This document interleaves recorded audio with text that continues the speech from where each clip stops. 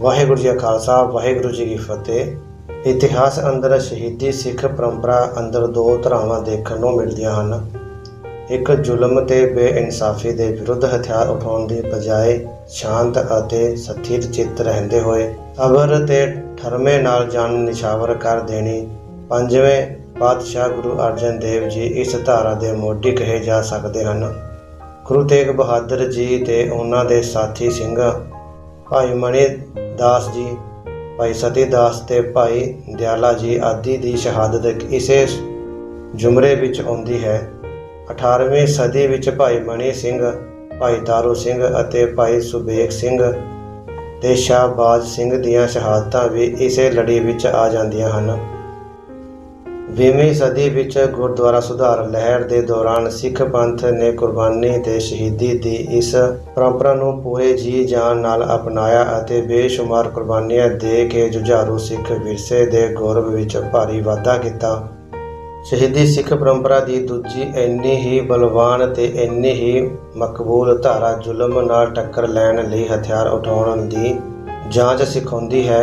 ਸਿੱਖ ਇਤਿਹਾਸ ਅੰਦਰ 6ਵੇਂ ਅਤੇ 10ਵੇਂ ਗੁਰੂ ਸਾਹਿਬਾਨ ਦਾ ਜੀਵਨ ਅਮਲ ਤੇ ਫਲਸਫਾ ਇਸ ਧਾਰਾ ਦਾ ਆਦਰਸ਼ ਤੇ ਪ੍ਰੇਰਨਾ ਸਰੋਤ ਬਣਿਆ।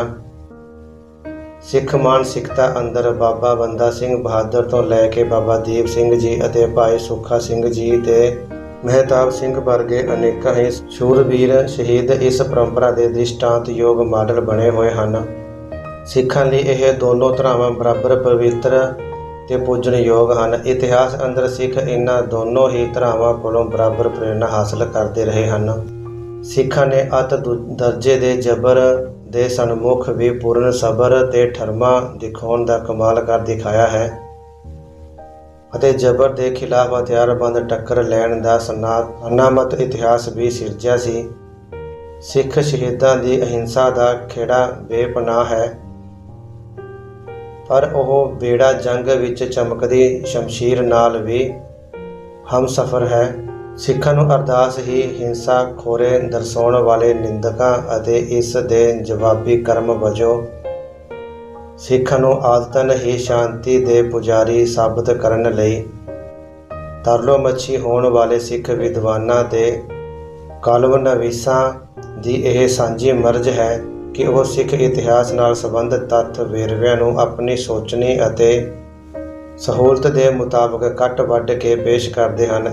ਇਹ ਕਦੇ ਵੀ ਨਹੀਂ ਹੋਇਆ ਕਿ ਸਿੱਖਾਂ ਨੇ ਜ਼ਬਰ ਤੇ ਧੱਕੇਸ਼ਾਹੀ ਦੇ ਕਿਸੇ ਮਾਮੂਲੀ ਜਾਂ ਸ਼ੁਰੂਆਤੀ ਵਾਕਿਆਤ ਵਿਰੁੱਧ ਹੀ ਤੇਗਾਂ ਸੂਤ ਲਈਆਂ ਹੋਣ। ਇਹ ਵੀ ਕਦੇ ਨਹੀਂ ਹੋਇਆ ਕਿ ਸਿੱਖਾਂ ਨੇ ਜ਼ੁਲਮ ਤੇ ਬੇਇਨਸਾਫੀ ਵਿਰੁੱਧ ਕਿਸੇ ਵੀ ਸੂਰਤ ਹਿੰਸਾ ਦਾ ਰਾਹ ਨਾ ਅਖਤਿਆਰ ਕਰਨ ਦੀ ਸਹੁੰ ਖਾ ਰੱਖੀ ਹੋਵੇ। ਹਰਿੰਦਰ ਸਿੰਘ ਮਹਿਬੂਬ ਨੇ ਅਮਨ ਅਤੇ ਹਿੰਸਾ ਬਾਰੇ ਸਿੱਖ ਨਜ਼ਰੀਏ ਦੀ ਦਾਰਸ਼ਨਿਕ ਵਿਆਖਿਆ ਕਰਦਿਆਂ ਲਿਖਿਆ ਹੈ ਕਿ ਖਾਲਸੇ ਨੇ ਜੰਗ ਅਤੇ ਅਮਨ ਨੂੰ ਇਖਲਾਕ ਦੇ ਵੱਡੇ ਨਸ਼ੇ ਵਿੱਚ ਅਭੇਦ ਕੀਤਾ ਹੋਇਆ ਹੈ। ਉਸ ਦੀ ਗੁਰਲਿਵ ਉੱਚੀ ਸੂਰਤ ਤੇ ਪ੍ਰਤਿਭਾ ਜ਼ਿੰਦਗੀ ਵਿੱਚ ਆਪਣੀ ਆਦਰਸ਼ਕ ਖੂਬਸੂਰਤੀ ਤੇ ਇਖਲਾਕੀ ਨਕਸ਼ ਉਤਾਰ ਰਹੀ ਹੈ।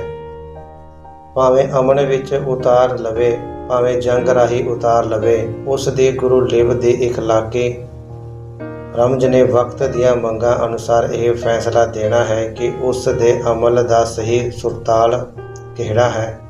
ਇਤਿਹਾਸ ਗਵਾਹ ਹੈ ਕਿ ਸਿੱਖ ਇੱਕ ਖਾਸ ਕਿਸਮ ਦੀ ਹਾਲਤ ਵਿੱਚ ਹੀ ਹਿੰਸਾ ਦੇ ਰਾਹ ਪੈਂਦੇ ਹਨ। ਇਸ ਖਾਸ ਹਾਲਤ ਨੂੰ ਕਿਸੇ ਇਕਹਿਰੇ ਤੱਥ ਤੱਕ ਨਹੀਂ ਸੁੰਗੇੜਿਆ ਜਾ ਸਕਦਾ। ਇਤਿਹਾਸ ਦੇ ਕਿਸੇ ਖਾਸ ਦੌਰ ਅੰਦਰ ਖਾਲਸੇ ਨੇ ਕੁਰਬਾਨੀ ਤੇ ਸ਼ਹਾਦਤ ਦਾ ਕਿਹੜਾ ਰੂਪ ਅਮਲ ਵਿੱਚ ਲਿਆਇਆ ਹੈ ਜਾਂ ਕਿਸ ਰੂਪ ਨੂੰ ਵਧੇਰੇ ਪ੍ਰਮੁੱਖਤਾ ਤੇ ਅਹਿਮੀਅਤ ਦੇਣੀ ਹੈ, ਇਸ ਬਾਰੇ ਕੋਈ ਆਪ ਹੁਦਰਾ ਨਿਯਮ ਜਾਂ ਮਾਪਦੰਡ ਤੈਅ ਨਹੀਂ ਕੀਤਾ ਜਾ ਸਕਦਾ।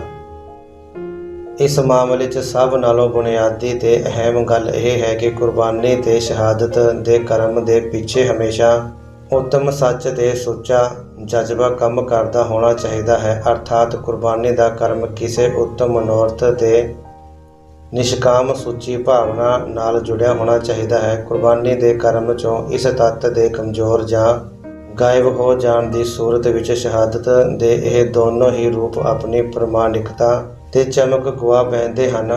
ਸਿੱਖ ਪਰੰਪਰਾ ਅੰਦਰ ਸ਼ਾਂਤੀ ਤੇ ਹਿੰਸਾ ਦੋਨੋਂ ਹੀ ਕਿਸੇ ਨੂੰ ਵੀ ਨਿਰੋਲ ਅਥਵਾ ਨਿਰਪੇਖ ਮਹੱਤਵ ਹਾਸਲ ਨਹੀਂ ਹੈ। ਅਹਿਮ ਗੱਲ ਕਾਜ ਪ੍ਰਤੀ ਸੁਹਿਰਦ ਸਿੱਖ ਜ਼ੁਲਮ ਵਿਰੁੱਧ ਤੇਗ ਉਠਾ ਕੇ ਲੜੇ ਜਾਂ ਪੂਰਨ ਸ਼ਾਂਤੀ ਦੇ ਠਰਮੇ ਨਾਲ ਆਪਣਾ ਬੰਦ ਕਟਵਾਏ। ਸਿੱਖਾਂ ਲਈ ਉਹ ਬਰਾਬਰ ਦਾ ਪੂਜਣਯੋਗ ਹੈ। ਜਦ ਤੇਗ ਦੇ ਵਿੱਚੋਂ ਉੱਤਮ ਅਰਦਾਸ ਅਤੇ ਨੈਤਿਕ ਬੁਲੰਦੀ ਦੀ ਲਿਸ਼ਕ ਧੁੰਦਲੀ ਪੈ ਜਾਵੇ ਤਾਂ ਇਹ ਸਿੱਖ ਮਨ ਉੱਤੇ ਉਤਸ਼ਾਹੀ ਪ੍ਰਭਾਵ ਛੱਡਣ ਤੋਂ ਅਸਮਰਥ ਹੋ ਜਾਂਦੀ ਹੈ। ਸਿੱਖ ਜਨਤਾ ਅਜਿਹੀ ਆਦਰਸ਼ ਤੇ ਸਦਾਚਾਰ ਤੋਂ ਵਿਹੂਣੀ ਹਿੰਸਾ ਨੂੰ ਬੇਕਿਰਕੀ ਨਾਲ ਪ੍ਰਵਾਨ ਕਰ ਦਿੰਦੀ ਹੈ। ਇਸੇ ਤਰ੍ਹਾਂ ਜਦ ਸ਼ਾਂਤੀ ਦਾ ਪੈਂਤੜਾ ਨੈਤਿਕ ਕਮਜ਼ੋਰੀ ਜਾਂ ਕੱਜਣ ਹੋ ਨਿਬੜੇ ਤਾਂ ਸਿੱਖ ਜਨਤਾ ਇਸ ਝੂਠ ਨੂੰ ਹਕਾਰਤ ਨਾਲ ਰੱਦ ਕਰ ਦਿੰਦੀ ਹੈ। ਸਿੱਖ ਇਤਿਹਾਸ ਅੰਦਰੋਂ ਇਹਨਾਂ ਦੋਨੋਂ ਹੀ ਕਿਸਮ ਦੇ ਅਮਲਾਂ ਦੀਆਂ ਚੋਖੀਆਂ ਉਦਾਹਰਨਾਂ ਮਿਲ ਜਾਂਦੀਆਂ ਹਨ। 18ਵੀਂ ਸਦੀ ਦੇ ਜ਼ੁਲਮੀ ਦੌਰ ਅੰਦਰ ਜਦ ਸਿੱਖਾਂ ਨੇ ਇਹ ਅਨੁਭਵ ਕਰ ਲਿਆ ਕਿ ਨਿਰੋਲ ਸ਼ਾਂਤੀ ਪ੍ਰੇਮ ਦੇ ਠਰਮੇ ਨਾਲ ਹਾਕਮਾਂ ਦੇ ਜ਼ੁਲਮਾਂ ਨੂੰ ਠੱਲ ਨਹੀਂ ਪਾਈ ਜਾ ਸਕਦੀ ਤਾਂ ਉਹਨਾਂ ਪੂਰੀ ਦ੍ਰਿੜਤਾ ਤੇ ਨਿਸ਼ਠਾ ਦੇ ਨਾਲ ਦੂਜੇ ਪੈਂਤੜੇ ਦੀ ਚੋਣ ਕਰ ਲਈ। ਇਸ ਅਮਲ ਦੌਰਾਨ ਉਹ ਸਿੱਖ ਜੋ ਆਪਣੇ ਸ਼ਾਂਤ ਸੁਭਾਅ ਦੇ ਦਰਵੇਸ਼ ਤਬੀਅਤ ਦਾ ਸਦਕਾ ਜ਼ੁਲਮ ਤੇ ਬੇਇਨਸਾਫੀ ਵਿਰੁੱਧ ਹਥਿਆਰਬੰਦ ਟੱਕਰ ਨਾਲ ਸਿੱਧੇ ਜਿਸਮਾਨੀ ਰੂਪ ਵਿੱਚ ਸ਼ਾਮਲ ਨਹੀਂ ਸਨ, ਪਰ ਜੋ ਸਿੱਖੀ ਪ੍ਰੇਮ ਤੇ ਜਜ਼ਬੇ ਪੱਖੋਂ ਕਿਸੇ ਵੀ ਤਰ੍ਹਾਂ ਊਣੇ ਨਹੀਂ ਸਨ, ਉਹ ਵੀ ਲੋੜ ਪੈਣ ਤੇ ਪੰਥ ਲਈ ਆਪਾ ਵਾਰਨ ਤੋਂ ਪਿੱਛੇ ਨਹੀਂ ਰਹੇ। ਉਹਨਾਂ ਵੀ ਬਰਾਬਰ ਅਤੇ ਸਿੱਧਕ ਸੂਰਬੀਰਤਾ ਤੇ ਬਹਾਦਰੀ ਨਾਲ ਆਪਣੀਆਂ ਜਾਨਾਂ ਨਿਸ਼ਾਵਰ ਕੀਤੀਆਂ। ਇਸ ਕਰਕੇ ਸਿੱਖ ਪਰੰਪਰਾ ਅੰਦਰ ਇਹਨਾਂ ਦਰਵੇਸ਼ ਸ਼ਹੀਦਾਂ ਨੂੰ ਬਰਾਬਰ ਦਾ ਸਤਿਕਾਰ ਹਾਸਲ ਹੈ। ਇਸ ਦੇ ਉਲਟ 20ਵੀਂ ਸਦੀ ਅੰਦਰ ਜਾ ਕੇ ਜਦ ਸਿੱਖ ਕੌਮ ਨੂੰ ਇਹ ਮਹਿਸੂਸ ਹੋਇਆ ਕਿ ਹਿੰਸਾ ਨਾਲੋਂ ਅਹਿੰਸਾ ਦਾ ਹਥਿਆਰ ਵਧੇਰੇ ਕਾਰਗਰ ਹੋ ਸਕਦਾ ਹੈ ਤਾਂ ਉਹਨਾਂ ਹਿੰਸਾ ਨਾਲ ਉਲਾਰ ਮੋਹ ਦਿਖਾਉਣ ਦੀ ਥਾਵੇਂ ਪੂਰੀ ਸਪਸ਼ਟਤਾ ਤੇ ਦ੍ਰਿੜਤਾ ਨਾਲ ਅਹਿੰਸਾ ਦਾ ਪੈਂਤੜਾ ਅਖਤਿਆਰ ਕਰ ਲਿਆ ਸੀ ਅਤੇ ਜਿੰਨੀ ਸ਼ਾਨ ਦੇ ਨਾਲ ਉਹਨਾਂ 18ਵੀਂ ਸਦੀ ਵਿੱਚ ਹਿੰਸਾ ਦੇ ਹਥਿਆਰ ਦਾ ਸਫਲ ਇਸਤੇਮਾਲ ਕਰ ਦਿਖਾਇਆ, ਉਨੀ ਹੀ ਪ੍ਰਵੀਣਤਾ ਤੇ ਗੌਰਵ ਨਾਲ ਉਹਨਾਂ ਹਿੰਸਾ ਦੇ ਹਥਿਆਰ ਦਾ ਪ੍ਰਯੋਗ ਕਰਕੇ ਦਿਖਾ ਦਿੱਤਾ। ਇਸ ਮਾਮਲੇ ਵਿੱਚ ਨੋਟ ਕਰਨ ਵਾਲੀ ਗੱਲ ਇਹ ਹੈ ਕਿ ਸਿੱਖ ਪਰੰਪਰਾ ਅੰਦਰ ਹਿੰਸਾ ਤੇ ਅਹਿੰਸਾ ਵਿੱਚ ਕੋਈ ਨੈਤਿਕ ਭੇਦ ਵਿਤਕਰਾ ਨਹੀਂ ਮੰਨਿਆ ਜਾਂਦਾ, ਅਰਥਾਤ ਨਾ ਹਿੰਸਾ ਨੂੰ ਨੈਤਿਕ ਦ੍ਰਿਸ਼ਟੀ ਤੋਂ ਕੋਈ ਅਪਰਾਧ ਮੰਨਿਆ ਜਾਂਦਾ ਹੈ ਤੇ ਨਾ ਹੀ ਅਹਿੰਸਾ ਨੂੰ ਪਰਮ ਸੱਚ ਦਾ ਦਰਜਾ ਦਿੱਤਾ ਜਾਂਦਾ ਹੈ। ਸਿੱਖ ਸਿਧਾਂਤਾਂ ਤੇ ਰਵਾਇਤਾਂ ਵਿੱਚੋਂ ਇਸ ਬਾਰੇ ਇਹ ਸਪਸ਼ਟ ਦਿਸ਼ਾ ਨਿਰਦੇਸ਼ ਮਿਲਦਾ ਹੈ ਕਿ ਜਦ ਜ਼ੁਲਮ ਨੂੰ ਠੱਲ ਪਾਉਣ ਤੇ ਅਹਿੰਸਕ ਤਰੀਕੇ ਬੇਅਸਰ ਹੋ ਕੇ ਰਹਿ ਜਾਣ ਤਾਂ ਹਿੰਸਾ ਦੀ ਵਰਤੋਂ ਕਰਨੀ ਉਚਿਤ ਵੀ ਹੋ ਜਾਂਦੀ ਹੈ ਤੇ ਜ਼ਰੂਰੀ ਵੀ। ਇਹ ਚੋਣ ਮੌਕੇ ਤੇ ਸਥਿਤੀ ਨੂੰ ਸਾਹਮਣੇ ਰੱਖ ਕੇ ਕੀਤੀ ਜਾਂਦੀ ਹੈ। ਚੋਣ ਠੀਕ ਹੋਵੇ ਤਾਂ ਇਹ ਉਸ ਸਮੇਂ ਦੀ ਮੁੱਖ ਧਾਰਾ ਹੋ ਨਿਬੜਦੀ ਹੈ ਅਤੇ ਚੋਣ ਕਰਨ ਵਿੱਚ ਗਲਤੀ ਹੋ ਜਾਵੇ ਤਾਂ ਸੰਘਰਸ਼ ਦਾ ਇਹ ਰੂਪ ਮੁੱਖ ਧਾਰਾ ਬਣਨ ਦੀ ਸਮਰੱਥਾ ਨਹੀਂ ਰੱਖਦਾ। ਇਹ ਦ੍ਰਿਸ਼ਟੀ ਤੋਂ 20ਵੀਂ ਸਦੀ ਦੇ ਦੋ ਅਲੱਗ-ਅਲੱਗ ਦੌਰਾਂ ਦਾ ਤਜਰਬਾ ਬਹੁਤ ਹੀ ਸਿੱਖਣਯੋਗ ਹੈ। 20ਵੇਂ ਅੰਦਰ ਗੁਰਦੁਆਰਾ ਸੁਧਾਰ ਲਹਿਰ ਦੇ ਦੌਰਾਨ ਅਹਿੰਸਾ ਦਾ ਪੈਂਤੜਾ ਸਿੱਖ ਪੰਥ ਅੰਦਰ ਇਸ ਕਰਕੇ ਵਧੇਰੇ ਮਕਬੂਲ ਹੋ ਗੁਜ਼ਰਿਆ ਸੀ ਕਿ ਸ਼ਾਂਤਮਈ ਜੱਦੋ-ਜਹਿਦ ਦੇ ਜ਼ਰੀਏ ਸਿੱਖ ਬਰਤਾਨਵੀ ਹਕੂਮਤ ਉੱਤੇ ਦਬਾਅ ਪਾਉਣ ਵਿੱਚ ਸਫਲ ਹੋ ਰਹੇ ਸਨ। ਗੁਰਦੁਆਰਾ ਰਕਾਬਗੰਜ ਦੇ ਮਸਲੇ ਤੇ ਸਿੱਖਾਂ ਵੱਲੋਂ ਬਰਤਾਨਵੀ ਹਕੂਮਤ ਨੂੰ ਪਿੱਛੇ ਹਟਣ ਲਈ ਮਜਬੂਰ ਕਰ ਦੇਣ ਨਾਲ ਉਹਨਾਂ ਦੇ ਹੌਸਲੇ ਬੇਹੱਦ ਬੁਲੰਦ ਹੋ ਗਏ ਸਨ ਅਤੇ ਸਿੱਖ ਲੀਡਰਸ਼ਿਪ ਨੇ ਆਪਣੇ ਪ੍ਰਚਾਰ ਦੇ ਜ਼ਰੀਏ ਸਿੱਖ ਪੰਥ ਨੂੰ ਇਸ ਮਹਾਨ ਜਿੱਤ ਦੇ ਇਤਿਹਾਸ ਨੂੰ ਹੋਰ ਵੀ ਉਚੇਰੇ ਪੱਧਰ ਤੇ ਦੁਹਰਾਉਣ ਦੀ ਪ੍ਰੇਰਨਾ ਦੇਣ ਵਿੱਚ ਕੋਈ ਕਸਰ ਨਹੀਂ ਸੀ ਰਹਿਣ ਦਿੱਤੀ। ਉਸ ਵੇਲੇ ਦੀ ਸਿੱਖ ਲੀਡਰਸ਼ਿਪ ਸਿੱਖ ਸੰਘਰਸ਼ ਨੂੰ ਪੁਰ-ਅਮਨ ਰੱਖਣ ਬਾਰੇ ਇਸ ਕਦਰ ਸੁਚੇਤ ਸੀ ਕਿ ਉਹ ਸਿੱਖ ਜਨਤਾ ਅੰਦਰ ਕੁਰਬਾਨੀ ਦਾ ਜਜ਼ਬਾ ਉਭਾਰਨ ਵੇਲੇ ਇਸ ਜਜ਼ਬੇ ਦੇ ਹਿੰਸਕ ਰੂਪ ਧਾਰਨ ਕਰ ਜਾਣ ਦੀ ਸੰਭਾਵਨਾ ਤੇ ਖਤਰੇ ਨੂੰ ਇੱਕ ਪਲ ਲਈ ਵੀ ਮਨੋਂ ਨਹੀਂ ਸੀ ਵਿਸਾਰਦੀ। ਇਸ ਕਰਕੇ ਆਪਣੇ ਪ੍ਰਚਾਰ ਅੰਦਰ ਉਸ ਨੇ ਸਿੱਖ ਜਨਤਾ ਦੀਆਂ ਭਾਵਨਾਵਾਂ ਨੂੰ ਉਤੇਜਿਤ ਕਰਨ ਵਿੱਚ ਪਰ ਨਾਲ ਹੀ ਇਹਨਾਂ ਨੂੰ ਇੱਕ ਨਿਸ਼ਚਿਤ ਮਰਿਆਦਾ ਵਿੱਚ ਰੱਖਣ ਦੀ ਸਫਲ ਤਕਨੀਕ ਵਿਕਸਿਤ ਕਰ ਲਈ ਹੋਈ ਸੀ। ਗੁਰਦੁਆਰਾ ਰਕਾਬਗੰਜ ਦੇ ਸੰਘਰਸ਼ ਦੌਰਾਨ ਸਰਦੂਲ ਸਿੰਘ ਕਵਿਸ਼ਰ ਦੁਆਰਾ ਅਕਾਲੀ ਅਖਬਾਰ ਵਿੱਚ ਛਾਪੀ ਹੇਠ ਲਿਖੀ ਅਪੀਲ ਇਸ ਤਕਨੀਕ ਦਾ ਸੁੰਦਰ ਨਮੂਨਾ ਪੇਸ਼ ਕਰਦੀ ਹੈ। ਗੁਰਦੁਆਰਿਆਂ ਦੀ ਅਜ਼ਮਤ ਦੀ ਰੱਖਿਆ ਲਈ ਸਿੱਖ ਜਨਤਾ ਕੋਲ 100 ਸ਼ਹੀਦਾਂ ਦੀ ਮੰਗ ਕਰਦਿਆਂ ਜਜ਼ਬਾਤ ਪੂਰਨੀ ਅਪੀਲ ਅੰਦਰ ਉਤੇਜਨਾ ਤੇ ਸੰਜਮ ਦਾ ਇਸ ਤਰ੍ਹਾਂ ਸੁਮੇਲ ਕੀਤਾ ਗਿਆ। ਸਿੱਖ ਜਨਤਾ ਤੇ ਇਸ ਅਪੀਲ ਦਾ ਇੰਨਾ ਤੀਬਰ ਅਸਰ ਹੋਇਆ ਕਿ ਇੱਕ ਪੰਦਰਵਾੜੇ ਦੇ ਅੰਦਰ ਹੀ ਕੋਈ 700 ਸਿੱਖਾਂ ਨੇ ਆਪਣੇ ਆਪ ਨੂੰ ਕੁਰਬਾਨੀ ਲਈ ਪੇਸ਼ ਕਰ ਦਿੱਤਾ ਸੀ। ਕਈਆਂ ਨੇ ਤਾਂ ਆਪਣੇ ਲਹੂ ਨਾਲ ਲਿਖੇ ਪੱਤਰ ਭੇਜੇ। ਇੱਥੇ ਸਿੱਖਾਂ ਦੇ ਅੰਦਰ ਗੁਰਦੁਆਰਿਆਂ ਦੀ ਰੱਖਿਆ ਲਈ ਕੁਰਬਾਨੀ ਦਾ ਜਜ਼ਬਾ ਉਭਾਰਨ ਵਾਸਤੇ ਜਿਨ੍ਹਾਂ ਪੁਰਾਤਨ ਸ਼ਹੀਦਾਂ ਨੂੰ ਜਿੱਤਿਆ ਗਿਆ ਹੈ ਉਹਨਾਂ ਦੀ ਚੋਣ ਗਹਿਰਾ ਧਿਆਨ ਮੰਗਦੀ ਹੈ। ਮਕਸਦ ਕਿਉਂਕਿ ਸਿੱਖ ਜਨਤਾ ਨੂੰ ਪੁਰ-ਅਮਨ ਜੱਦੋ-ਜਹਿਦ ਲਈ ਉਭਾਰਨਾ ਸੀ। ਇਸ ਕਰਕੇ ਲਿਖਤ ਅੰਦਰ ਉਹਨਾਂ ਸਿੱਖ ਸ਼ਹੀਦਾਂ ਦਾ ਹੀ ਜ਼ਿਕਰ ਕੀਤਾ ਗਿਆ ਸੀ ਜਿਨ੍ਹਾਂ ਨੇ ਜ਼ੁਲਮ ਵਿਰੁੱਧ ਹਥਿਆਰ ਉਠਾਉਣ ਦੀ ਥਾਵੇਂ ਪੂਰੀ ਤਰ੍ਹਾਂ ਸ਼ਾਂਤ ਤੇ ਸਥਿਰ ਚਿੱਤ ਰਹਿੰਦਿਆਂ ਸ਼ਹੀਦੀਆਂ ਪ੍ਰਾਪਤ ਕਰ ਜਾਣ ਦੀ ਮਰਿਆਦਾ ਦਾ ਪਾਲਣ ਕੀਤਾ ਸੀ। ਲਿਖਤ ਅੰਦਰ ਬਾਬਾ ਦੀਪ ਸਿੰਘ ਜੀ ਦਾ ਜ਼ਿਕਰ ਕਰਨ ਤੋਂ ਸੁਚੇਤ ਰੂਪ ਵਿੱਚ ਗੁਰੇਜ਼ ਕੀਤਾ ਗਿਆ ਸੀ। ਇਸ ਦਾ ਅਰਥ ਇਹ ਨਹੀਂ ਕਿ ਲੇਖਕ ਦੇ ਮਨ ਅੰਦਰ ਬਾਬਾ ਦੀਪ ਸਿੰਘ ਦੀ ਸ਼ਹਾਦਤ ਬਾਰੇ ਕੋਈ ਸੰਦੇਹ ਜਾਂ ਰੱਖ ਰਖਾਵ ਸੀ। ਬਾਬਾ ਦੀਪ ਸਿੰਘ ਜੀ ਪ੍ਰਤੀ ਬਰਾਬਰ ਦੀ ਸ਼ਰਧਾ ਤੇ ਸਤਿਕਾਰ ਦੇ ਬਾਵਜੂਦ ਮੌਕੇ ਦੇ ਸੰਘਰਸ਼ ਦੀ ਲੋੜ ਨੇ ਲੇਖਕ ਨੂੰ ਕੁਰਬਾਨੀ ਤੇ ਸ਼ਹਾਦਤ ਦੀ ਸਿੱਖ ਪਰੰਪਰਾ ਪ੍ਰਤੀ ਸੁਚੇਤ ਰੂਪ ਵਿੱਚ ਨਿਖੇੜਵੀਂ ਪਹੁੰਚ ਅਪਣਾਉਣ ਲਈ ਪ੍ਰੇਰਿਆ ਸੀ। ਇਸੇ ਦੌਰਾਨ ਪੰਥ ਅੰਦਰੋਂ ਪੁਰ-ਅਮਨ ਜੱਦੋ-ਜਹਿਦ ਦੇ ਇਸ ਸਿਧਾਂਤਕ ਪੈਂਤੜੇ ਦੇ ਬਰਾਬਰ ਹੀ ਇੱਕ ਖਾੜਕੂ ਰੁਝਾਨ ਪ੍ਰਗਟ ਹੋਇਆ ਜਿਸ ਨੇ ਸਿੱਖ ਵਿਰਸੇ ਅੰਦਰਲੇ ਖਾੜਕੂ ਅੰਸ਼ਾਂ ਤੋਂ ਪ੍ਰੇਰਿਤ ਹੁੰਦਿਆਂ ਸਿੱਖ ਜਨਤਾ ਨੂੰ ਬਰਤਾਨਵੀ ਹਕੂਮਤ ਨਾਲ ਹਥਿਆਰਬੰਦ ਟੱਕਰ ਲੈਣ ਲਈ ਉਭਾਰਨ ਦਾ ਯਤਨ ਕੀਤਾ। ਪਰੰਤੂ ਬੱਬਰ ਅਕਾਲੀ ਲਹਿਰ ਦੇ ਨਾਂ ਹੇਠ ਜਥੇਬੰਦ ਹੋਇਆ ਇਹ ਖਾੜਕੂ ਰੁਝਾਨ ਪੁਰ-ਅਮਨ ਜੱਦੋ-ਜਹਿਦ ਤੇ ਸਿਧਾਂਤਕ ਪੈਂਤੜੇ ਦੀ ਤੁਲਨਾ ਵਿੱਚ ਕੋਈ ਬਹੁਤਾ ਅਸਰਦਾਰ ਸਾਬਿਤ ਨਾ ਹੋ ਸਕਿਆ। ਜ਼ਾਹਰਾ ਰੂਪ 'ਚ ਇਸ ਦੇ ਦੋ ਕਾਰਨ ਨਜ਼ਰ ਆਉਂਦੇ ਹਨ। ਇੱਕ, ਆਪਣੇ ਤੋਂ ਪੁਰਬਲੇ ਗਦਰੀ ਦੇਸ਼ ਭਗਤਾਂ ਵਾਂਗ ਹੀ ਬੱਬਰ ਅਕਾਲੀ ਲਹਿਰ ਦੇ ਮੋਹਤਬਰਾਂ ਨੇ ਵੀ ਪੰਥਕ ਸਰੋਕਾਰਾਂ ਨੂੰ ਪ੍ਰਮੁੱਖ ਰੱਖਣ ਦੀ ਬਜਾਏ ਭਾਰਤ ਦੀ ਆਜ਼ਾਦੀ ਦੇ ਲਕਸ਼ ਨੂੰ ਹੀ ਪ੍ਰਮੁੱਖ ਰੱਖਿਆ।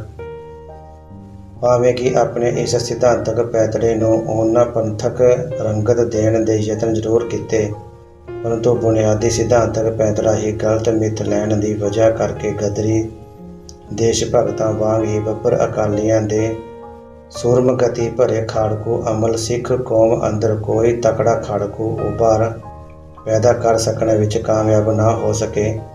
ਦੂਜੀ ਇੰਨੀ ਹੀ ਅਹਿਮ ਗੱਲ ਇਹ ਕਿ ਉਦੋਂ ਅਜੇ ਆਮ ਸਿੱਖ ਜਨਤਾ ਮਾਨਸਿਕ ਤੇ ਰਾਜਸੀ ਪੱਧਰ ਤੇ ਬਰਤਾਨਵੀ ਹਕੂਮਤ ਨਾਲ ਕਿਸੇ ਵੱਡੀ ਹਥਿਆਰਬੰਦ ਟੱਕਰ ਵਿੱਚ ਉਲਝਣ ਲਈ ਤਿਆਰ ਨਹੀਂ ਸੀ। ਇਸ ਦੀ ਸਭ ਤੋਂ ਅਹਿਮ ਵਜ੍ਹਾ ਇਹ ਸੀ ਕਿ ਸਿੱਖ ਜਨਤਾ ਦੇ ਵਿਚਾਰ ਵਿੱਚ ਉਦੋਂ ਅਜੇ ਸਾਰੇ ਹੀਲੇ ਖਤਮ ਨਹੀਂ ਸਨ ਹੋਏ ਅਰਥਾਤ ਸੰਘਰਸ਼ ਦੇ ਪੁਰ-ਅਮਨ ਤਰੀਕੇ ਅਜੇ ਪੂਰੀ ਤਰ੍ਹਾਂ ਬੇਅਸਰ ਨਹੀਂ ਸਨ ਹੋਏ। ਸਗੋਂ ਅਕਾਲੀਆਂ ਦਾ ਪੁਰ-ਅਮਨ ਮੋਰਚਿਆਂ ਦਾ ਹਥਿਆਰ ਪੂਰਾ ਅਸਰਦਾਰ ਸਾਬਿਤ ਹੋ ਰਿਹਾ ਸੀ ਅਤੇ ਪੁਰ-ਅਮਨ ਜੱਦੋ-ਜਹਿਦ ਦੇ ਪੈਂਤੜੇ ਦੀ ਮੁੱਦਈ ਪੰਥਕ ਲੀਡਰਸ਼ਿਪ ਕੋਲ ਸਿੱਖ ਜਨਤਾ ਨੂੰ ਵਿਖਾਉਣ ਲਈ ਆਪਣੀਆਂ ਜਿੱਤਾਂ ਤੇ ਪ੍ਰਾਪਤੀਆਂ ਦੀ ਕੋਈ ਕਮੀ ਨਹੀਂ ਸੀ। ਸਿੱਖ ਜਨਤਾ ਅੰਦਰ ਇਸ ਪੰਥਕ ਲੀਡਰਸ਼ਿਪ ਦੀ ਤਕੜੀ ਪੜਤ ਬਣੀ ਹੋਈ ਸੀ। ਸੋ ਅਜਿਹੀ ਹਾਲਤ ਦੇ ਸਨਮੁਖ ਇਸ ਪੰਥਕ ਲੀਡਰਸ਼ਿਪ ਨੂੰ ਤੇ ਇਸ ਦੇ ਸਿਧਾਂਤਕ ਪੈਂਤੜੇ ਨੂੰ ਖਦੇੜ ਸਕਣਾ ਇੰਨਾ ਸੌਖਾ ਕਾਰਜ ਨਹੀਂ ਸੀ। ਪਰ 80ਵਿਆਂ ਤੱਕ ਜਾ ਕੇ ਇਹ ਹਾਲਤ ਇੰਨਾ ਉਲਟਾ ਰੁਖ ਅਖਤਿਆਰ ਕਰ ਗਈ। ਆਜ਼ਾਦੀ ਤੋਂ ਬਾਅਦ ਭਾਰਤ ਰਾਜ ਭਾਗ ਦੀ ਵਾਗਡੋਰ ਹਿੰਦੂ ਲੀਡਰਸ਼ਿਪ ਦੇ ਹੱਥਾਂ ਵਿੱਚ ਆ ਜਾਣ ਨਾਲ ਭਾਰਤ ਅੰਦਰ ਸਿੱਖ ਕੌਮ ਦੀ ਸਥਿਤੀ ਵਿੱਚ ਵੱਡਾ ਬਦਲਾਅ ਆ ਗਿਆ ਸੀ। ਭਾਰਤ ਅੰਦਰ ਬਰਤਾਨਵੀ ਹਕੂਮਤ ਵਿਦੇਸ਼ੀ ਤਾਕਤ ਹੋਣ ਦੇ ਬਾਵਜੂਦ ਅਸਲ ਵਿੱਚ ਵੱਧ ਠੀਕ ਕਹਿਣਾ ਹੋਵੇਗਾ। ਭਾਰਤ ਅੰਦਰ ਬਰਤਾਨਵੀ ਹਕੂਮਤ ਵਿਦੇਸ਼ੀ ਤਾਕਤ ਹੋਣ ਦੇ ਬਾਵਜੂਦ ਭਾਰਤ ਵਿੱਚ ਵੱਧ ਠੀਕ ਕਹਿਣਾ ਹੋਵੇ ਤਾਂ ਵਿਦੇਸ਼ੀ ਤਾਕਤ ਹੋਣ ਦੀ ਵਜ੍ਹਾ ਕਰਕੇ ਹੀ ਭਾਰਤ ਦੇ ਅਲੱਗ-ਅਲੱਗ ਧਾਰਮਿਕ ਵਰਗਾਂ ਦੇ ਸੰਬੰਧ ਵਿੱਚ ਇੱਕ ਨਿਰਪੱਖ ਏਜੰਸੀ ਦੀ ਭੂਮਿਕਾ ਨਿਭਾਉਂਦੀ ਸੀ। ਇਸ ਕਰਕੇ ਜਿੱਥੇ ਉਸ ਦੇ ਸਿੱਧੇ ਸਾਮਰਾਜੀ ਹਿੱਤਾਂ ਨੂੰ ਸਾਮਰਾਜੀ ਹਿੱਤਾਂ ਨੂੰ ਕੋਈ ਵੱਡੀ ਆਂਚ ਨਹੀਂ ਸੀ ਆਉਂਦੀ। ਉੱਥੇ ਉਹ ਕਿਸੇ ਵੀ ਧਾਰਮਿਕ ਵਰਗ ਦੀਆਂ ਧਾਰਮਿਕ ਅਤੇ ਸਮਾਜਿਕ ਸੱਭਿਆਚਾਰਕ ਮੰਗਾਂ ਮੰਨਣ ਲਈ ਮੁਕਾਬਲਤਨ ਸੌਖਿਆਂ ਰਾਜੀ ਹੋ ਜਾਂਦੀ ਸੀ। ਪਰ ਇਸ ਦ੍ਰਿਸ਼ਟੀ ਤੋਂ ਵੇਖਿਆ, ਭਾਰਤ ਦੇ ਆਜ਼ਾਦ ਹੋ ਜਾਣ ਨਾਲ ਸਿੱਖ ਕੌਮ ਦੀ ਸਥਿਤੀ ਬਿਹਤਰ ਹੋਣ ਦੀ ਥਾਵੇਂ ਬਦਤਰ ਹੋ ਗਈ। ਭਾਰਤੀ ਰਾਜ ਭਾਗ ਉੱਤੇ ਕਾਬਜ਼ ਹੋਈ ਹਿੰਦੂ ਹੁਕਮਰਾਨ ਜਮਾਤ ਅਲੱਗ-ਅਲੱਗ ਧਾਰਮਿਕ ਵਰਗਾਂ ਦੇ ਸੰਬੰਧ ਵਿੱਚ ਨਿਰਪੱਖ ਨਹੀਂ ਰਹਿ ਸਕਦੀ। ਇਹ ਭਾਰਤ ਅੰਦਰਲੇ ਹੋਰ ਗੈਰ ਹਿੰਦੂ ਧਾਰਮਿਕ ਤਬਕਿਆਂ ਦੀਆਂ ਧਾਰਮਿਕ ਤੇ ਸਮਾਜਿਕ ਸੱਭਿਆਚਾਰਕ ਮੰਗਾਂ ਪ੍ਰਤੀ ਖੁੱਲ੍ਹਦਿਲਾ ਰਵੱਈਆ ਨਹੀਂ ਅਪਣਾ ਸਕਦੀ। ਜੋ ਕੰਮ ਵਿਦੇਸ਼ੀ ਹਾਕਮਾਂ ਲਈ ਸੌਖਾ ਸੀ, ਉਹ ਦੇਸੀ ਹਾਕਮਾਂ ਲਈ ਕਤਈ ਮੁਸ਼ਕਿਲ ਹੋ ਗਿਆ। ਸਿੱਖਾਂ ਦੇ ਮਸਲੇ 'ਚ ਤਾਂ ਖਾਸ ਤੌਰ 'ਤੇ ਹੀ, ਕਿਉਂਕਿ ਕੋਈ ਵੀ ਧਾਰਮਿਕ ਵਰਗ ਹੋਵੇ, ਉਸ ਦੀਆਂ ਧਾਰਮਿਕ ਮੰਗਾਂ ਉਸ ਨਾਲੋਂ ਆਪਣੇ ਧਾਰਮਿਕ ਹਿੱਤਾਂ ਨੂੰ ਮਹਿਫੂਜ਼ ਕਰਨ ਤੇ ਆਪਣੀ ਧਾਰਮਿਕ ਹਸਤੀ ਨੂੰ ਨਰੋਇਆ ਕਰਨ ਦੇ ਸਰੋਕਾਰ 'ਚੋਂ ਪੈਦਾ ਹੁੰਦੀਆਂ ਹਨ। ਹਿੰਦੂ ਵਰਗ ਜਦ ਸਿੱਖ ਪੰਥ ਦੀ ਅਲੱਗ ਹਸਤੀ ਨੂੰ ਹੀ ਪ੍ਰਵਾਨ ਕਰਨ ਤੋਂ ਇਨਕਾਰੀ ਹੈ, ਤਾਂ ਉਹ ਇਸ ਨੂੰ ਧਾਰਮਿਕ ਪੱਖ ਤੋਂ ਤਕੜਿਆ ਹੋਇਆ ਕਿਵੇਂ ਦੇਖ ਸਕਦਾ ਹੈ। ਹਿੰਦੂ ਵਰਗ ਦੇ ਸਿੱਖ ਪੰਥ ਉੱਤੇ ਧਾਰਮਿਕ ਗਲਬਾ ਪਾਉਣ ਦੇ ਇਸ ਜਿੱਦ ਖੋਰੇ ਰਵੱਈਏ ਦੇ ਸਨਮੁਖ ਸਿੱਖਾਂ ਦੀ ਕੋਈ ਵੀ ਧਾਰਮਿਕ ਮੰਗ ਹਿੰਦੂ ਵਰਗ ਦੇ ਸਿੱਧੀ ਕਲੇਜੇ ਵਿੱਚ ਜਾ ਵੱਜਦੀ ਹੈ। ਇਸ ਕਰਕੇ ਹਿੰਦੂ ਵਰਗ ਦੇ ਰਾਜ ਭਾਗ ਉੱਤੇ ਕਾਬਜ਼ ਹੋ ਜਾਣ ਨਾਲ ਸਿੱਖਾਂ ਲਈ ਆਪਣੇ ਧਾਰਮਿਕ ਹਿੱਤਾਂ ਦੀ ਰਾਖੀ ਕਰਨ ਦਾ ਕਾਰਜ ਕਿਸੇ ਵੱਧ ਮੁਸ਼ਕਿਲ ਹੋ ਕੇ ਰਹਿ ਗਿਆ। ਆਪਣੀਆਂ ਨਿਆਂਈ ਮੰਗਾਂ ਮਨਵਾਉਣ ਲਈ ਉਹਨਾਂ ਨੂੰ ਹਿੰਦੂ ਹਾਕਮ ਵਰਗ ਦੇ ਤਿੱਖੇ ਤੇ ਬਹੁਤ ਹੀ ਅੱਖੜ ਵਿਰੋਧ ਦਾ ਸਾਹਮਣਾ ਕਰਨਾ ਪੈਂਦਾ ਰਿਹਾ, ਜਿਸ ਨਾਲ ਸਿੱਖ ਕੌਮ ਦੀਆਂ ਹੱਕੀ ਮੰਗਾਂ ਅਣਮਿੱਥੇ ਸਮੇਂ ਲਈ ਲਟਕਦੀਆਂ ਰਹੀਆਂ। ਮਸਲੇ ਸੁਲਝਣ ਦੀ ਥਾਵੇਂ ਉਲਝਦੇ ਚਲੇ ਗਏ ਅਤੇ ਪੁਰ-ਅਮਨ ਸੰਘਰਸ਼ ਤੇ ਮੋਰਚੇ ਹੱਦੋਂ ਵੱਧ ਲਮਕ ਜਾਂਦੇ ਰਹੇ। ਸਿੱਟਾ ਇਹ ਨਿਕਲਿਆ ਕਿ ਹਿੰਦੂ ਹਾਕਮਾਂ ਦੇ ਹੱਟ ਦੇ ਵਿਰੁੱਧ ਦਾ ਸਦਕਾ ਸਿੱਖ ਜਨਤਾ ਦੇ ਮਨ ਅੰਦਰ ਪੁਰ-ਅਮਨ ਸੰਘਰਸ਼ ਦੀ ਸਾਰਥਿਕਤਾ ਬਾਰੇ ਤਿੱਖੇ ਸ਼ੰਕੇ ਉਤਪੰਨ ਹੋਣ ਲੱਗ ਪਏ। ਇਸ ਦੇ ਨਾਲ ਹੀ ਅਕਾਲੀ ਲੀਡਰਸ਼ਿਪ ਦੇ ਕਈ ਕਰਮ ਅਤੇ ਪੈਂਤੜੇ ਵੀ ਸਿੱਖ ਜਨਤਾ ਦੀਆਂ ਮਾਯੂਸੀਆਂ 'ਚ ਵਾਧਾ ਕਰਦੇ ਰਹੇ। ਸਿੱਖ ਜਨਤਾ ਨੂੰ ਇੱਕ ਤੋਂ ਬਾਅਦ ਦੂਜੇ ਮਸਲੇ ਤੇ ਸੰਘਰਸ਼ ਲਈ ਉਭਾਰਨ ਦੇ ਵਾਸਤੇ ਅਕਾਲੀ ਲੀਡਰਸ਼ਿਪ ਨੂੰ ਲਗਾਤਾਰ ਤਿੱਖੀ ਦਿਲ ਡੁੱਬਵੀਂ ਭਾਸ਼ਾ ਦਾ ਇਸਤੇਮਾਲ ਕਰਨਾ ਪੈਂਦਾ ਰਿਹਾ। ਕੁਝ ਤਾਂ ਲੋੜ ਤੇ ਮਜਬੂਰੀ ਵਸ ਅਤੇ ਕੁਝ ਆਦਤਨ ਵੀ। ਅਕਾਲੀ ਲੀਡਰਸ਼ਿਪ ਦਾ ਦੁਖਾਂਤ ਇਹ ਸੀ ਕਿ ਤੇਜ਼ ਤਰਾਰ ਭਾਸ਼ਾ ਵਰਤੇ ਬਿਨਾਂ ਉਹਨਾਂ ਦਾ ਗੁਜ਼ਾਰਾ ਨਹੀਂ ਸੀ। ਅਸਲ ਵਿੱਚ ਸ਼ਹੀਦੀ ਪਰੰਪਰਾ ਵਿੱਚ ਪ੍ਰਵਾਨ ਚੜ੍ਹੀ ਲਹਿਰ ਦੇ ਵਾਰਸ ਹੋਣ ਦੀ ਦਾਅਵੇਦਾਰੀ ਅਕਾਲੀ ਲੀਡਰਸ਼ਿਪ ਲਈ ਵਰ ਵੀ ਹੈ ਤੇ ਸ਼ਰਾਬ ਵੀ। ਉਹ ਸ਼ਹੀਦੀ ਪਰੰਪਰਾ ਦਾ ਖੱਟਿਆ ਵੀ ਖਾਣਾ ਚਾਹੁੰਦੀ ਹੈ, ਪਰ ਉਸ ਅੰਦਰ ਇਸ ਦੀਆਂ ਲੋੜਾਂ 'ਤੇ ਪੂਰਾ ਉਤਰਨ ਦਾ ਦਮ ਨਹੀਂ ਹੈ। ਪੰਜਾਬੀ ਸੂਬੇ ਦੇ ਅੰਦੋਲਨ ਦੇ ਦੌਰਾਨ ਹੀ ਅਕਾਲੀ ਲੀਡਰਸ਼ਿਪ ਦੀ ਇਹ ਪੋਲ ਜ਼ਾਹਰ ਹੋਣ ਲੱਗ ਪਈ ਸੀ, ਜੋ ਬਾਅਦ 'ਚ ਜਾ ਕੇ ਵੱਧ ਪ੍ਰਤੱਖ ਨੰਗੇ ਰੂਪ ਵਿੱਚ ਪ੍ਰਗਟ ਹੋ ਗਈ। ਜਿੰਨਾ ਚਿਰ ਤੱਕ ਧਾਰਮਿਕ ਤੇ ਰਾਜਸੀ ਮੰਚ 'ਤੇ ਅਕਾਲੀ ਲੀਡਰਸ਼ਿਪ ਨੂੰ ਚੁਣੌਤੀ ਦੇਣ ਵਾਲੀ ਕੋਈ ਖਰੀ ਪੰਥਕ ਹਸਤੀ ਮੌਜੂਦ ਨਹੀਂ ਸੀ, ਉਨਾ ਚਿਰ ਤੱਕ ਅਕਾਲੀ ਲੀਡਰਸ਼ਿਪ ਜੁਝਾਰੂ ਸਿੱਖ ਪਰੰਪਰਾ ਨੂੰ ਵਰਤਣ ਦੀ ਰਾਜਨੀਤੀ ਚਲਾਉਂਦੀ ਰਹੀ। ਪਰ ਸੰਤ ਜਰਨੈਲ ਸਿੰਘ ਭਿੰਡਰਾਂਵਾਲੇ ਦੇ ਧਾਰਮਿਕ ਤੇ ਰਾਜਸੀ ਮੰਚ 'ਤੇ ਉੱਭਰ ਆਉਣ ਨਾਲ ਅਕਾਲੀ ਲੀਡਰਸ਼ਿਪ ਲਈ ਇਹ ਖੇਡ ਖੇਡਣੀ ਇੰਨੀ ਸਹਿਲ ਨਾ ਰਹੀ।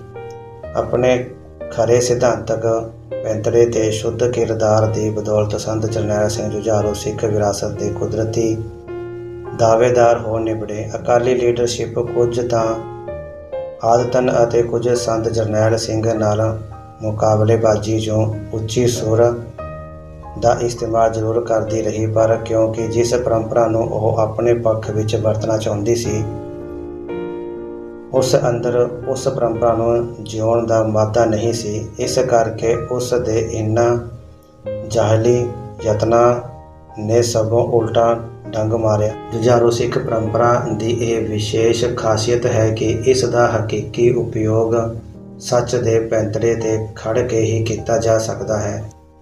ਝੂਠ ਦੇ ਪੈਂਤੜੇ ਤੋਂ ਖੜ੍ਹ ਕੇ ਕੀਤਾ ਅਜਿਹਾ ਕੋਈ ਵੀ ਯਤਨ ਅੰਤਿਮ ਨਤੀਜੇ ਵਜੋਂ ਸਵੈ ਪਛਾੜੀ ਬਣ ਕੇ ਰਹਿ ਜਾਂਦਾ ਹੈ। ਪੰਜਵੀਂ ਪੰਜਾਬੀ ਸੂਬੇ ਦੇ ਅੰਦੋਲਨ ਦੌਰਾਨ ਅਕਾਲੀ ਆਗੂਆਂ ਦੁਆਰਾ ਅਮਲ 'ਚ ਲਿਆਂਦੀ ਮਰਨ ਵਰਤਾ ਦੀ ਰਾਜਨੀਤੀ ਦਾ ਦੁਖਾਂਤ ਤੇ ਦੁਰਭਾਗ ਇਹੀ ਸੀ।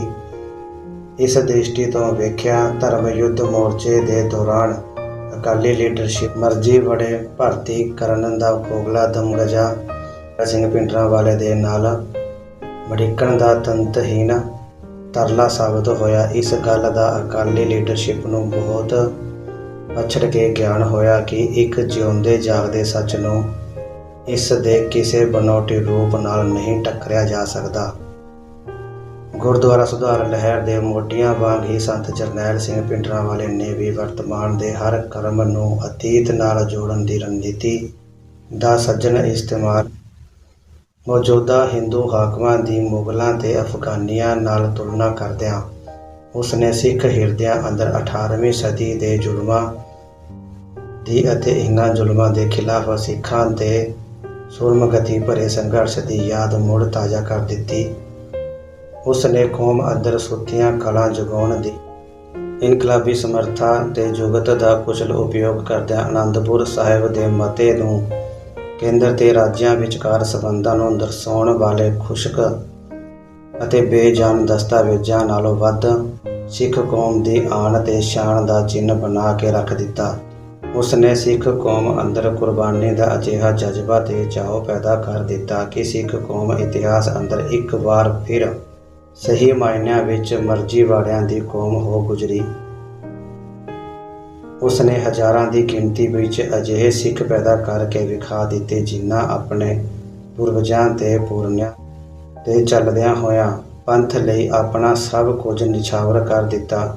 ਉਸ ਨੇ ਦੁਨੀਆ ਦੇ ਸਾਹਮਣੇ ਇੱਕ ਵਾਰ ਫਿਰ ਇਹ ਸੱਚ ਪ੍ਰਗਟ ਕਰ ਦਿੱਤਾ ਕਿ ਸਿੱਖ ਕੌਮ ਦੁਨੀਆ ਦੀ ਕੋਈ ਐਰੀ ਗੈਰੀ ਕੌਮ ਨਹੀਂ, ਸਗੋਂ ਅਜਿਹੀ ਕੌਮ ਹੈ ਜਿਸ ਦੀਆਂ ਰਗਾਂ ਵਿੱਚ ਸ਼ਹੀਦਾਂ ਦਾ ਖੂਨ ਦੌੜਦਾ ਹੈ ਅਤੇ ਅਜਿਹੀ ਕੌਮ ਨੂੰ ਦੁਬੇਲ ਪਾਉਣ ਦੀ ਕੋਸ਼ਿਸ਼ ਕਰਨਾ ਸ਼ੇਰ ਦੀ ਮੁੱਛ ਨੂੰ ਹੱਥ ਪਾਉਣ ਵਰਗੀ ਗੱਲ ਹੈ। ਇਸ ਤਰ੍ਹਾਂ ਜਦ ਸੰਤ ਜਰਨੈਲ ਸਿੰਘ ਭਿੰਡਰਾਂਵਾਲੇ ਨੇ ਆਪਣੇ ਸ਼ੁੱਧ ਆਚਰਣ ਤੇ ਖਰੇ ਪੰਥਕ ਅਮਲ ਦੇ ਜ਼ਰੀਏ ਆਪਣੇ ਆਪ ਨੂੰ ਸਿੱਖ ਪਰੰਪਰਾ ਨਾਲ ਇਕਸਮ ਕਰ ਲਿਆ ਤਾਂ ਰਵਾਇਤੀ ਅਕਾਲੀ ਲੀਡਰਸ਼ਿਪ ਤੇਜ਼ੀ ਨਾਲ ਇਤਿਹਾਸ ਦੇ ਅਮਲ ਦੇ ਕਿਨਾਰਿਆਂ ਤੇ ਜਾ ਟਿਕੀ। ਠੀਕ ਉਸ ਤਰ੍ਹਾਂ ਜਿਸ ਤਰ੍ਹਾਂ ਕਿ ਗੁਰਦੁਆਰਾ ਸੁਧਾਰ ਲਹਿਰ ਦੇ ਦੌਰਾਨ ਨਿਰਮਲੇ ਜਾਂ ਨਾਮਧਾਰੀਏ ਅਤੇ ਜਾਂ ਅਜਿਹੀਆਂ ਹੋਰ ਸੰਪਰਦਾਵਾਂ ਦਰਕਿਨਾਰ ਹੋ ਕੇ ਰਹਿ ਗਈਆਂ ਸਨ। ਬਾਕੀ ਰਹਿੰਦੇ ਵਿਚਾਰ ਸੰਗਤ ਦੇ ਨਾਲ ਫਿਰ ਸਾਂਝੇ ਕਰਾਂਗੇ। ਭੁੱਲ ਚੁੱਕ ਮਾਫ਼ ਕਰਨੀ। ਵਾਹਿਗੁਰੂ ਜੀ ਕਾ ਖਾਲਸਾ, ਵਾਹਿਗੁਰੂ ਜੀ ਕੀ ਫਤਿਹ।